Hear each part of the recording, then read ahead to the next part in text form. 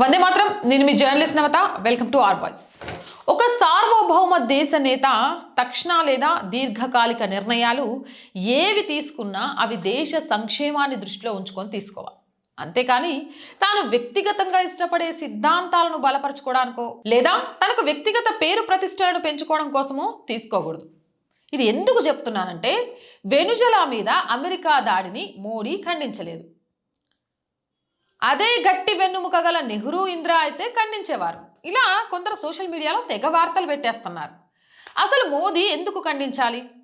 అలా ఖండించడం వల్ల దేశానికి ఏదైనా ప్రయోజనం కలుగుతుందా, నష్టం కలుగుతుందా? దేశానికి ప్రయోజనం కలుగుతుంది అంటే ఖచ్చితంగా ఖండించాలి. దేశానికి నష్టం కలుగుతుంది అంటే మౌనం వహించాలి.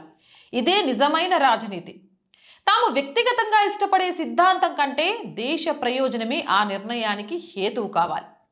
నెహ్రూ, ఇందిరా ఉన్న కాలంలో పేరుకు అలీన విదేశాంగ విధానం అంటే ఏ పెద్ద దేశానికి కొమ్ముకాయం అనే విధానం పెట్టుకొని అప్పటి నేతలకు సోషలిజం మీద ఉన్న మక్కువతో పూర్తిగా రష్యా వైపు వాలిపోయి అమెరికాతో శత్రుత్వం పెంచుకున్నారు. నిజమైన అలీన విధానం నిటారు వెన్నుముక ఉన్న నేతలు అయితే అమెరికా, రష్యా, చైనా వంటి పెద్ద దేశాలు ఇతర సార్వభౌమ దేశాల మీద దాడి చేసిన అన్ని సంఘటనలను ఖండించాలి. అప్పుడు వారిని నిజంగా వెన్నుముక గల నేతలుగా చెప్పుకోవచ్చు. కానీ చరిత్రలో అలా జరిగిందా? లేదు అని ఖచ్చితంగా చెప్పొచ్చు. అమెరికా దాడులను మాత్రమే ఖండిస్తూ రష్యా లేదా చైనా దాడులపై మౌనం వహిస్తే వాటిని వెన్నుముకతోనో దేశ ప్రయోజనాల కోసం తీసుకున్న నిర్ణయాలోనో చెప్పలేం. దేశ ప్రయోజనాలను కూడా పనంగా పెట్టి తాము వ్యక్తిగతంగా ఇష్టపడ్డ సోషలిస్ట్ సిద్ధాంతం కోసం తీసుకున్న నిర్ణయాలను మాత్రమే చెప్పాలి. ఎందుకు ఇలా చెప్పాలి అంటే, కొరియా మీద మరియు క్యూబా మీద అమెరికా దాడులు ఖండించిన నెహ్రూ ఆయన పాలనలోనే 1953లో అమెరికా ఇరాన్లో, 1954లో లాటిన్ అమెరికా దేశం గ్వాంటేనాపై దాడులు చేసి ప్రభుత్వ మార్పు చేసిన అప్పటి రాజకీయ పరిస్థితులు మరియు భారత్ అవసరాల దృష్ట్యా నెహ్రూ మౌనం వహించారు. కావాలంటే మీరు చెక్ చేసుకోవచ్చు.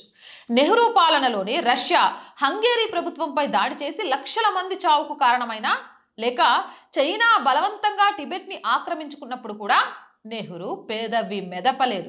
అలాగే ఇందిర కూడా వియత్నాంపై అమెరికా దాడిని ఖండించినా ఆమె రష్యా, ఆఫ్ఘాన్ మీద దాడిని కానీ చైనా వియత్నాం మీద చేసిన దాడిని కానీ గట్టిగా ఖండించలేదు.